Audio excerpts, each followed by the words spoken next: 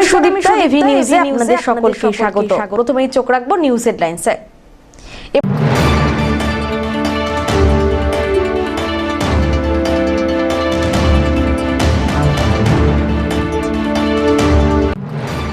জমি মাফিয়াদের হুমকির জেরে আত্মঘাতীর পথ বেছে নিতে বাধ্য হবেন, এমনটাই দাবি করলেন ক্ষুদ্র চা বাগানের মালিক। ঘটনাকে কেন্দ্র করে ব্যাপক চাঞ্চল্য রাজগঞ্জে।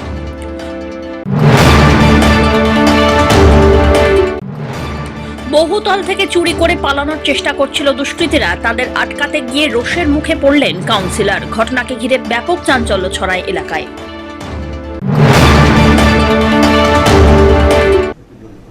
এবার আসছে বিস্তারিত সংবাদ। জমি মাফিয়াদের হুমকির জেরে আত্মঘাতের পথ বেছে নিতে বাধ্য হবেন বলে হুমকি দিলেন ক্ষুদ্র চা বাগানের মালিক। ঘটনাকে কেন্দ্র করে ব্যাপক চাঞ্চল্য রাজগঞ্জে। জলপাইগুড়ি জেলার রাজগঞ্জ ব্লকের বিন্নাগুড়ি গ্রামের আমবাড়ি ফালাকাটার কামারভিটা গ্রামের বাসিন্দা গৌতম সিদ্ধান্ত কয়েক বিঘা চা বাগানের মালিক। তার শিকারপুর গ্রাম পঞ্চায়েতের কুন্দরদিঘি এলাকায় রয়েছে সেই বাগান। বাগানে প্রবেশ করলেই এলাকায় কিছু জমি মাফিয়াদের নিত্যদিন হুমকি দেওয়া হয় জমি বিক্রি করে দেওয়ার জন্য বলে অভিযোগ। বৃহস্পতিবার ওই জমি মাফিয়ার প্রাণনাশের হুমকি দিয়ে যান বাগান মালিক এবং শ্রমিকদের, এমনটাই অভিযোগ মিলেছে। তারপরে রাজগঞ্জ থানায় লিখিত অভিযোগ করেন জমি মাফিয়ার বিরুদ্ধে। এ বিষয়ে চা বাগানের মালিক গৌতম সিদ্ধা জানিয়েছেন, বারবার জমিটি জোর করে নেওয়ার জন্য অনবরত তাকে হুমকি দেওয়া হচ্ছে। শুধু বাগানে এসেই নয়, ফোনের মাধ্যমেও চলছে হুমকি। এলাকার কিছু জমি মাফিয়া জোর করে বাগানটি নিয়ে নেওয়ার চেষ্টা করছে। এইভাবে চলতে থাকলে আত্মহত্যার পথ তাকে বেছে নিতে হবে। 2016 সালে এই জমিটা আমি ক্রয় করি কিষাণ কল্যাণীর থেকে। তারপরে ক্রয় করার পরে বাগান লাগাই। বাগান লাগানোর পরে বাগান হচ্ছে, পাতা তুলতেছি, বিক্রি করতেছি, ঠিক আছে। তারপরে রিসেন্ট কিছুদিন থেকে কিছু জমি মাফিয়া আমাকে ফোন করে উল্টাপাল্টা টর্চার করতেছে। জমি বেচতে হবে, মোটা অ্যামাউন্ট টাকা দিতে হয় পাতা তুলতে গেলে। তারপরে কী করছে, একবার তার জমি দখল করতে আসে খুঁটি খাটা গেড়ে। আমি যখন বাড়িতে ছিলাম না, পরে এসে দিই খুঁটি খাটা গাড়া, সেগুলো তুলে ফেলে দিই। আবার কি হয়েছে, কালকে আমার বাগানের যে স্টাফটা আছে উনি কালকে স্প্রে করতেছিল বাগানে। স্প্রে করার পরে তাকে এসে বড় বড় লাঠি সাটা দিয়ে মারতে আসছে। সে আমাকে ফোন করে, তুমি কিন্তু বাগানে আইসো না, আসলে পরে কিন্তু তোমাকে মারা পুরাপুরি প্ল্যান চলতেছে, ঠিক আছে। তুমি বাগানে আসলে পরে কিন্তু তোমাকে মারা মানে মেরে ফেলবে, ঠিক আছে। আমি ফট করে তখন আমার মাথাটা নড়ে যায়, কী ব্যাপার, কী কারণে মেরে ফেলবে? বলে কিছু জমি মাফিয়া তোমার বাগান দখল করতেছে। আর এই বিষয়টা কোর্টে একটা কেস চলতেছে, যাই হোক একটা ইমিগ্রেশন কেস চলতেছে। চলার পরেও তারা বারবার এসে টর্চার করতেছে। আজকে লেবার কাজ করে, লেবারকে মারতে আসতেছে। তারপরে 17 তারিখে রাত্রেবেলা 12টার সময় আমার বাগানে যে লেবারটা আছে ওনার বাড়িতে পাথর মানে প্রচণ্ড পাথর ছোড়াছুড়ি হয়। সে আমাকে ফোন করে জানায়, আমি থানায় সেটা জানাই। তারপরে হচ্ছে যে কালকে এরকম মারার প্ল্যান করার পরে ওকে ধাক্কাধাক্কি করে ফেলে দেয়। ফেলে দেওয়ার পরে কালকে আমি এফআইআর করি রাজগঞ্জ থানাতে, ঠিক আছে। রাজগঞ্জ থানাতে কাছে এটুকুই আবেদন যে ইমিডিয়েট এটা অ্যাকশন নিক। আর এটাই আমি চাই যে কোর্টের রায় যখন বেরোবে, যে জমি যদি ও পায় আমার থেকে তাকে দিয়ে দিব। এর মধ্যে বিশেষ কিছু নাম আছে, পরিমল দে সরকার, ওর ছেলে বাপ্পা দে সরকার, আর তারপরে বাপি দে সরকার, আরও কয়েকজন, প্রত্যেকের নাম আমার জানা নেই। 4-5 জন, মোটামুটি 7-8 জন লোক এসেছিলো। এসে লাঠি সাটা নিয়ে পুরোপুরি ওকে মারার প্ল্যান করছে। ওকে বলছে যে তুই যেখান থেকে পালা, যদি না পালাস তোরও বিপদ আছে, তোর মালিকেরও বিপদ আছে সামনে। এখন কি চাচ্ছেন, কি হলে ভালো? আমি চাই যে জমিটা সুস্থ, আমি যদি আমার যে কাগজপত্র আছে সেই কাগজপত্র কোর্টে প্রেস করা হয়েছে, কোর্টে রায় আসুক। রায়ের পরে যদি জমি আমার না থাকে আমি চলে যাব এখান থেকে। আর এই অত্যাচারিত থেকে আমি মুক্তি চাই। পুলিশের কাছে আমার আবেদন যে পুলিশ এসে এটা সঠিক বিচার করুক, কোর্টের রায়ের ওপর কোর্টের রায় হিসাবে সঠিক বিচারটা পুলিশ করুক, এটুকুই আমি পুলিশের কাছে আবেদন। যদি রাস্তাঘাটে আমার কিছু হয়ে যায় তখন দায়ী কে নিবে? এই লাঠি সাটা দিয়ে যদি একটা মারা হয় আমাকে, তো আমি তো আর লাঠি সাটা নিয়ে আসি, আমার বাড়ি আমবাড়িতে, আমি নর্মাল মানে বাইক নিয়ে আসি, যখন তখন আসতে হয় বাগানে। মানে আতঙ্কে রয়েছে না? বিশাল আতঙ্কে। আপনি জানেন না, ফোনে আমাকে থ্রেট করে, রাত্রি খাওয়া দাওয়ার সময় যে কোনো সময় ফোন ঢুকতেছে, থ্রেট করতেছে, বলে তোকে দেখে নিব, তুই বেশি দিন বাচ্চার আয়ু নিয়ে আসিস না পৃথিবী, এরকম বলতেছে আমাকে। আমি চাই পুলিশ যদি এরপর স্টেপ না নেয় আমাকে অন্য কোনো ব্যবস্থা করতে হবে। আমি নিজে সুইসাইড করে এবং মনে করেন যে আমি স্টেটমেন্ট, পুলিশের নামে স্টেটমেন্ট দিয়ে যাব, পরিষ্কার কথা। কারণ জমিটুকু আমার ভরসা, জমিটুকু আমার সব কিছু। অন্যদিকে এ বিষয়ে বিন্নাগুড়ি গ্রাম পঞ্চায়েতের প্রধান শামসুদ্দিন আহমান জানিয়েছেন, তিনি চা বাগানের মালিকের সঙ্গে কথা বলবেন। সঙ্গে বিষয়টি স্থানীয় প্রশাসন এবং এলাকার বিধায়ককেও জানানো হবে। সম্পর্কে আমার জানা নাই, আপনাদের মাধ্যমে আমি শুনলাম ব্যাপারটা।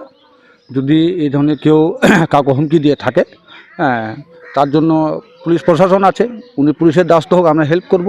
উনি কেন আত্মহত্যা করবে? পুলিশের দ্বারস্থ হয়েছে কোনো হ্যাঁ, ব্যবস্থা? নিশ্চয়ই আমরা আপনার মাধ্যমে শুনলাম, নিয়ে খোঁজ নিব, তার পাশে আমরা দাঁড়াবো। এটা তো একদম চরম অন্যায়। তার সাথে যোগাযোগ করবেন? হ্যাঁ, অবশ্যই করবো। কোনো উদ্বোধন কর্তৃপক্ষকে জানাবেন? নিশ্চয়ই আমি আমাদের ঊর্ধ্বতন কর্তৃপক্ষকে জানাবো, আমাদের এমবি সাহেবকেও আমি জানাবো ব্যাপারটা। অন্যদিকে অভিযুক্তের তালিকায় নাম থাকা ব্যক্তির সঙ্গে যোগাযোগ করা হলে এ বিষয়ে কোনো মন্তব্য করতে তিনি চাননি। শুধু অফ ক্যামেরা জানান, এই ধরনের ঘটনা এলাকায় ঘটেইনি। রাজগঞ্জ থেকে সুস্মিতা চন্দ্রের রিপোর্ট, এভি নিউজ।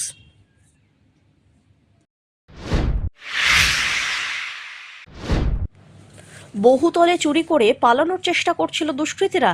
তাদের আটকাতে গিয়ে রোষের মুখে পড়তে হয় কাউন্সিলরকে। অবাধে বহুতল বাড়ির ইট থেকে লোহা, জানালা, দরজা সবকিছুই খুলে নিয়ে যাওয়ার পথে জিনিসপত্র আটক করেন এলাকার কাউন্সিলর।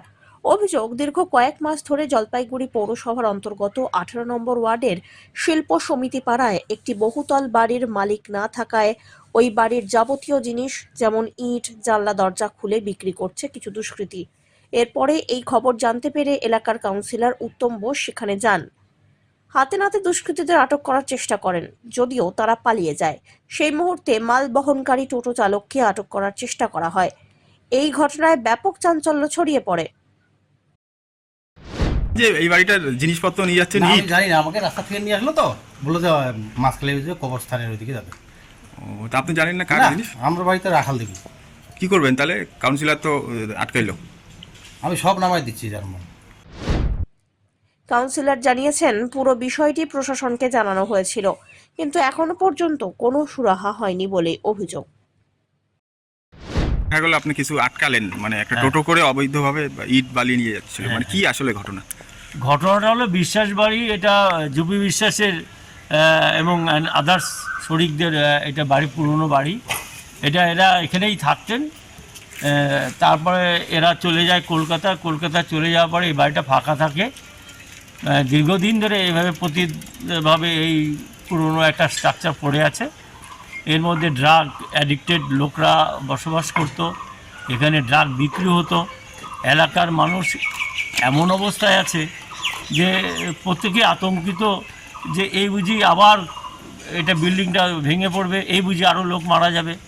এবং সবচেয়ে ভয়াবহ অবস্থা, বিল্ডিংয়ের চতুর্দিকটা মানে কিছু ব্যক্তি, মানে ক্রিমিনাল ছেলেপেলেরা এই ইট খুলে নিয়ে যাচ্ছে, জয়েসগুলি খুলে নিয়ে যাচ্ছে, লোহা, ইট এগুলি নিয়ে যাওয়ার এদের পরিকল্পনা, তাই নিয়ে যাচ্ছে। অর্ধেকটা ভেঙে ফেলেছে, কিন্তু সেটা ওরা নিয়ে যাচ্ছে ঠিকই আছে, কিন্তু দুর্ঘটনা এবং এলাকার মানুষ যে আতঙ্কিত হয়ে আছে।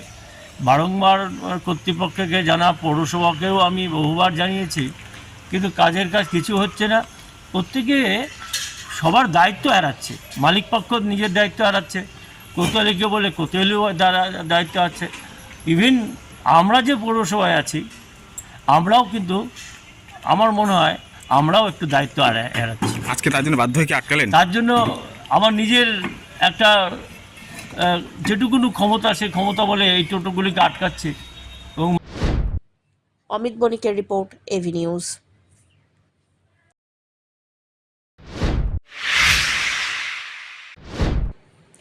জঙ্গল থেকে বেরিয়ে ফের লোকালয়ে ঢুকে পড়ল বাইসন। জানা গিয়েছে, বৃহস্পতিবার সকাল থেকে একটি বাইসন ঝাড় আলতা 1 ও ঝাড় আলতা 2 নম্বর গ্রাম পঞ্চায়েতের বিভিন্ন এলাকায় দাপিয়ে বেড়ায়। এদিকে লোকালয়ে বাইসন ঢুকে পড়ায় আতঙ্ক ছড়িয়ে পড়ে এলাকায়। বর্তমানে বাইসনটি জঙ্গলের দিকে ফিরে গিয়েছে বলে খবর। তবে এই দিন বাইসন লোকালয়ে ঢুকে পড়লেও কারো কোনো ক্ষতি হয়নি বলে জানা গিয়েছে। এর আগে একাধিকবার জঙ্গল থেকে লোকালয়ে ঢুকে পড়েছিল বাইসন, এমনকি তার গুঁতোয় বেশ কয়েকজন আহতও হয়েছিলেন বলে খবর এসেছিল সামনে।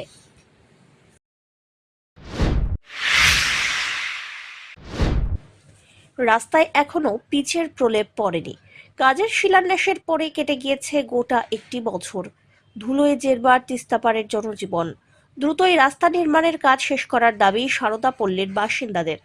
তিস্তার গতিবিধি নজরে রাখতে এবং স্থানীয়দের সুবিধার জন্য সেচ দপ্তরের অনুমোদনে জুবিলি পার্ক থেকে সারদা পল্লীর 9 নম্বর স্পার পর্যন্ত রাস্তা বাঁধাই নির্মাণের কাজ, তাতে হাত দিয়েছে পঞ্চায়েত ও গ্রাম উন্নয়ন দপ্তর।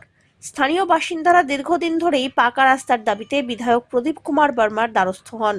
মূলত বিধায়কের উদ্যোগে গত বছর মার্চের প্রথম সপ্তাহে রাস্তার কাজের শিলান্যাস করা হয়। বিগত এক বছরে বেডমিশালই পড়েছে শুধু, আর যার জেরে ধুলোর সমস্যায় অতিষ্ঠ হয়ে পড়েছেন সারদাপল্লীর বাসিন্দারা। নিজেদের যাতায়াত ছাড়াও প্রত্যেকদিন তিস্তার বাঁধে প্রচুর মানুষ ঘুরতে আসেন। পঞ্চায়েত ও গ্রাম উন্নয়ন দপ্তরের তত্ত্বাবধানে এই 3.4 কিলোমিটার রাস্তা নির্মাণে গ্রামের পরিকাঠামো উন্নয়ন তহবিল থেকে 1,12,62,000 টাকা বরাদ্দ হয়। জলপাইগুড়ির বিধায়ক প্রদীপ কুমার বর্মা এ বিষয়ে কি বললেন, শোনা যাক। মানে এখনো কাজটা কমপ্লিট হলো না, তো কি বিষয় আছে? ওখানকার লোকজনের একটা সমস্যা রয়েছে, ওখানে ধুলোর সমস্যা মেনলি। তো কি বলবেন এই বিষয়টা নিয়ে? ব্যাপারটা আমারও দৃষ্টিগোচর হয়েছে। তো এই ব্যাপারটায় আমি সংশ্লিষ্ট দপ্তরের সঙ্গে কথাবার্তা বললে যত দ্রুত সম্ভব সমাধান করার চেষ্টা করছি। অন্যদিকে এলাকার বাসিন্দা জানান, ধুলোর জন্য জীবন জেরবার। সুবিধা এখানে যে গাড়ি ঘোড়া সারাদিন আমরা দম নিতে পারতেছি না, নিঃশ্বাস নিতে কষ্ট হয়ে যাচ্ছে। রাস্তাটা এখনো হয়নি না? না, রাস্তাটা তো হয়নি, যে হয়ে আছে, কবে এখন পিচিং হবে না ঢালাই হবে কিছু আমরা জানি না। কবে থেকে কোন সমস্যা ভুগছেন? এটা তো আমরা এখানকার জন্মের থেকে ধুলাই কষ্ট পাচ্ছি, এটা আর বলে লাভ নেই। এখন আশা করছিলাম রাস্তাটা হবে, এখন কবে হবে এটাই আর কি। কি যাচ্ছেন এখন? চাই রাস্তাটা হোক। আপনি অনেকদিন ধরেই আছেন, এই ধুলার কতটা সমস্যা হচ্ছে? না, ধুলা তো সমস্যা হচ্ছে। বাড়িতে কি প্রতিদিনই ধুলা? প্রতিদিনই ধুলা হচ্ছে। মানে এই ধুলার জন্য তো বিভিন্ন শারীরিক অসুস্থ হচ্ছে সবাই। মানে কি হলে ভালো হয় আপনাদের? জলটা দিলে ভালো হয়। আর হ্যাঁ, রাস্তাটা তো মানে যদি সরকারের তরফ থেকে প্রতিদিন জল দিয়ে যায় তাহলে আপাতত স্বস্তি। ভালো। সব্যসাচী মজুমদারের রিপোর্ট, এভি নিউজ।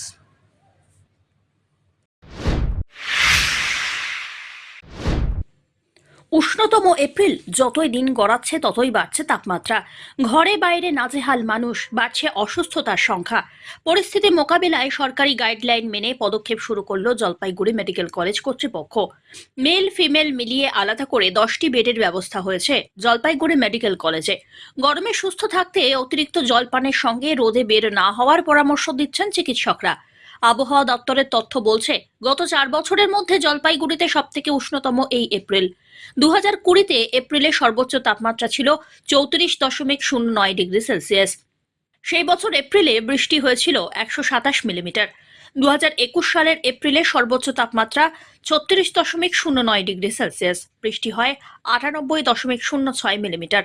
তার পরের বছর 2022-এর এপ্রিলে সর্বোচ্চ তাপমাত্রা 34.08 ডিগ্রি সেলসিয়াস, বৃষ্টি হয় 163 মিলিমিটার। গত বছর এপ্রিল মাসে তাপমাত্রার পারদ চড়েছিল 37.02 ডিগ্রি সেলসিয়াসে। পাল্লা দিয়ে নামে বৃষ্টিও। 100.03 মিলিমিটার বৃষ্টি হয় 2023 সালের এপ্রিলে। তবে এই বছর এপ্রিল মাসে জলপাইগুড়িতে বৃষ্টি হয়েছে মাত্র 04.04 মিলিমিটার। বুধবার দিনের সর্বোচ্চ তাপমাত্রা ছিল 38.8 ডিগ্রি সেলসিয়াস, যা এই মরশুমের সর্বাধিক। জলপাইগুড়ি মেডিকেল কলেজের এমএসভিপি ডক্টর কল্যাণ খাঁ জানিয়েছেন, সরকারি নির্দেশ মেনেই পরিস্থিতিতে কী ধরনের চিকিৎসা পরিষেবা দিতে হবে সেই সম্পর্কে হাসপাতালে কর্তব্যরত সব কর্মীকে অবহিত করা হয়েছে।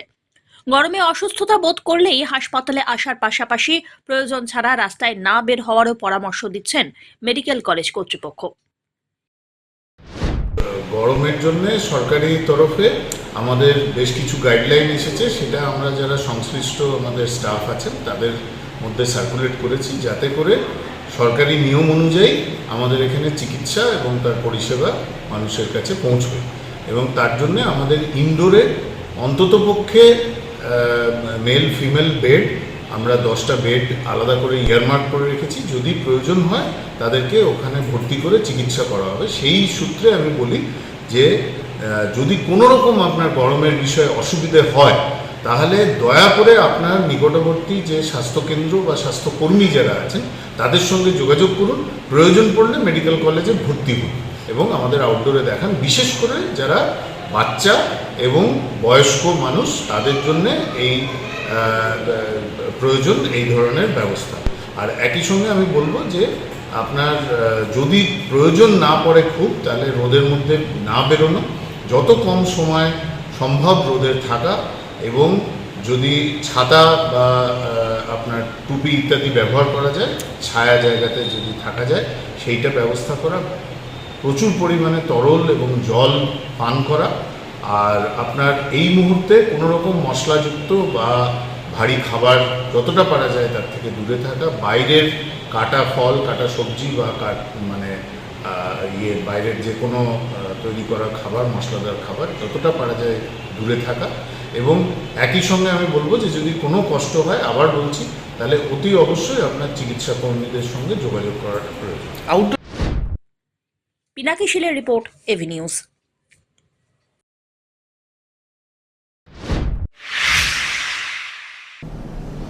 নিয়ে নিচ্ছে ছোট্ট একটি বিরতি, ফিরে আসছি বিরতির পর, সঙ্গে থাকুন।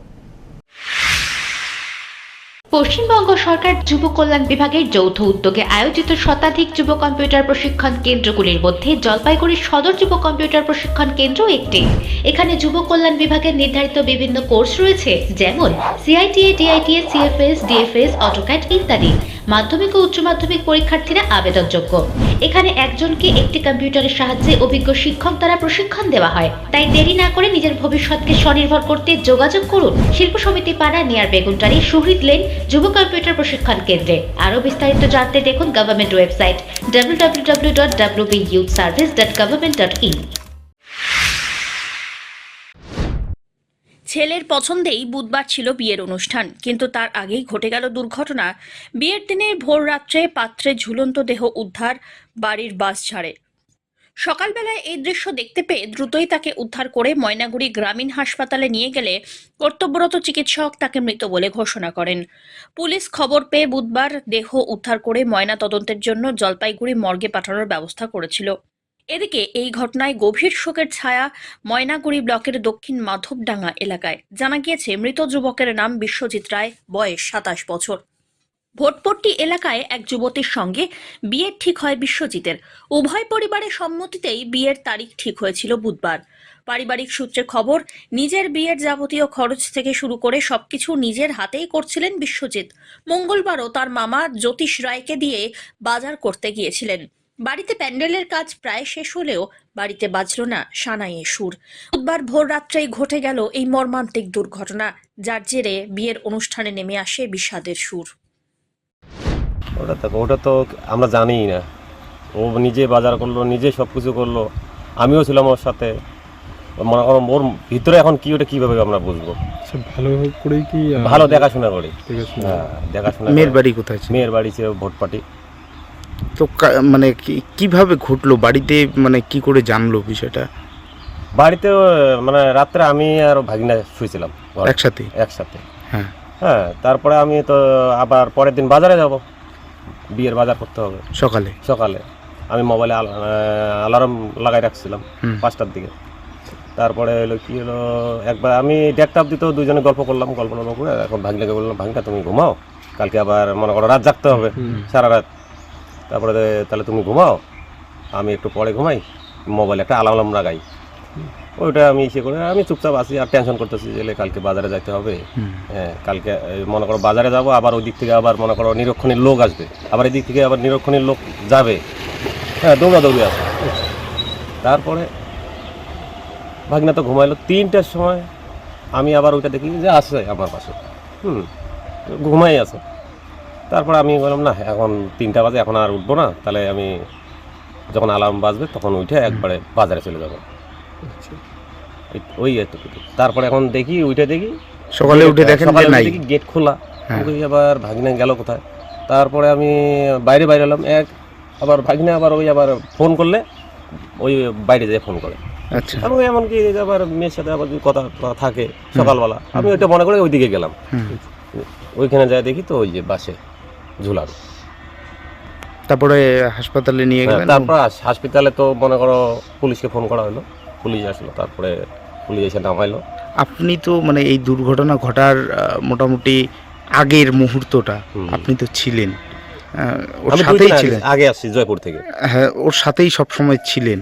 কোনো রকম কি কোনো কিছু না, সব কিছু কথা শেয়ার করে, কিন্তু এই সম্বন্ধে কোনো কিছু বলেনি। সাত সকালে অজ্ঞাত পরিচয় ব্যক্তির ঝুলন্ত দেহ উদ্ধারকে কেন্দ্র করে ব্যাপক চাঞ্চল্য ছড়িয়ে পড়ে। মেটেলি ব্লকের বাতাবাড়ি এলাকায় ঘটেছে এই ঘটনা। বৃহস্পতিবার বাতাবাড়ির একটি বেসরকারি রিসর্ট থেকে গাছের মধ্যে ঝুলন্ত অবস্থায় ব্যক্তির দেহ দেখতে পান রিসর্টের কর্মীরা। খবর চাউর হতেই বহু মানুষের ভিড় হয়ে যায় সেখানে। খবর দেওয়া হয় মেটেলি থানায়। সেখান থেকে পুলিশ দেহ উদ্ধার করে নিয়ে যান। দেহ ময়নাতদন্তের জন্য জলপাইগুড়ি সদর হাসপাতালে পাঠানো হয় বলে জানা গিয়েছে। অপরদিকে মৃত ব্যক্তির পরিচয় জানার চেষ্টা করছে পুলিশ।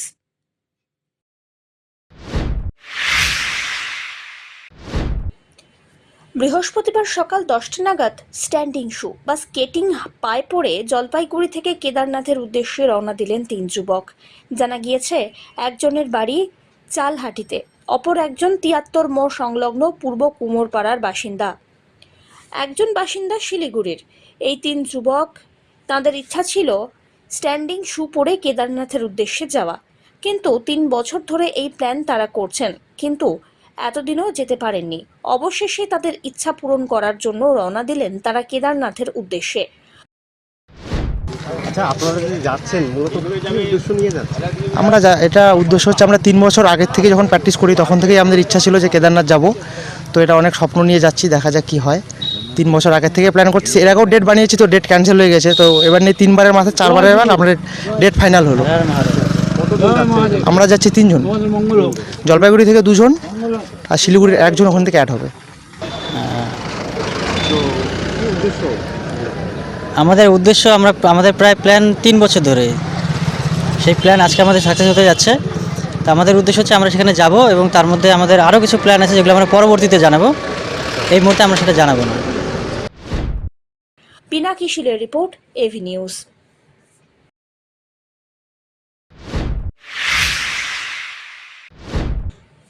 লুপ্ত হয়ে যাচ্ছে তিস্তা বুড়ির গান। তাকে বাঁচিয়ে রাখতে এখনও গ্রামাঞ্চলের বিভিন্ন প্রান্তে তিস্তা বুড়ির গান ও পুজো লক্ষ্য করা যায়। এমনই দৃশ্য ধরা পড়ল জলপাইগুড়িতে।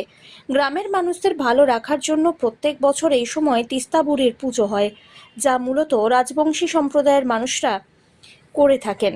একটি ছাতাকে নিয়ে তিস্তা বুড়ি রূপে তাকে পূজিত করে বাড়ি বাড়ি গিয়ে অর্থ বা চাল ডাল সংগ্রহ করে সেগুলি মূল পুজোয় ব্যবহৃত হয়। বর্তমানে তিস্তা বুড়ির পুজো চোখেই পড়ে না, তবুও কিছু রাজবংশী সম্প্রদায়ের মানুষ এই পুজোকে বাঁচিয়ে রাখতে তিস্তা বুড়ির পুজোয় অংশগ্রহণ করেন। এটা হলো বছরে একবার করে আমরা পূজা করি তিস্তা বুড়ি মা।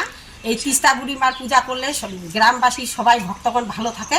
আর কে ভালো থাকুক আর না থাকুক, আমরা সবাইরই ভালো কামনার জন্য আমরা এই তিস্তা বুড়ি ছাতা ধরে আমরা বছরে 5 দিন একবার পুজি। আর আমরা এই পূজাটা প্রত্যেক বছরেই আমরা করি। কিভাবে করি? আমরা ছাতা নিয়ে আমরা নিরামিষ খেয়ে আমরা বাড়ি বাড়ি সন্ধ্যাবেলা বিকালবেলা বের হই আর ভিক্ষা করে গান গেয়ে ভিক্ষা তিস্তা বুড়ির গান গেয়ে ভিক্ষা করি। ভিক্ষাগুলো যত চাল টাকা পয়সা আমাদের ইসে হয় পূজার জন্য জমে, সেগুলো আমরা লাস্টের দিনে ওগুলো বিকৃত করে পূজা কবে? পূজা আজকেই আমাদের পূজা। আজকে কিভাবে করছেন পূজা? এটা আমরা কলার ডুম কেটে একটা দুটা ভেলা তৈরি করি। একটা গায়গারাম পঞ্চবৈনী তিস্তা বুড়ি আর একটা হচ্ছে গায়গারামে। এটা সে ফুল সিঁদুর দিয়ে আমরা ভেলাটাকে সুন্দর করে সাজাই। আবার ইসে দেই কলের মানে কি তীর বলে নাকি বলে যে এগুলা দেই। এই ছাতাটা কি আসলে? ছাতাটাই হচ্ছে তিস্তা বুড়ির চিহ্ন। আর এই যে ডালি দেখছেন এটাই তিস্তা বুড়ির সাজি। এটা তিস্তা বুড়ির ফুল, ওখানেই থাকে তিস্তা বুড়ি। শেষ করবার আগে নিউজ হেডলাইন্স আরো একবার।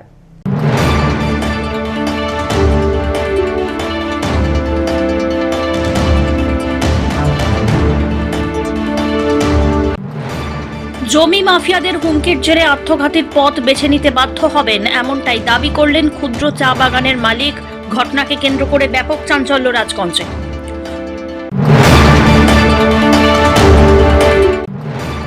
বহুতল থেকে চুরি করে পালানোর চেষ্টা করছিল দুষ্কৃতীরা। তাদের আটকাতে গিয়ে রোষের মুখে পড়লেন কাউন্সিলর। ঘটনাকে ঘিরে ব্যাপক চাঞ্চল্য ছড়ায় এলাকায়।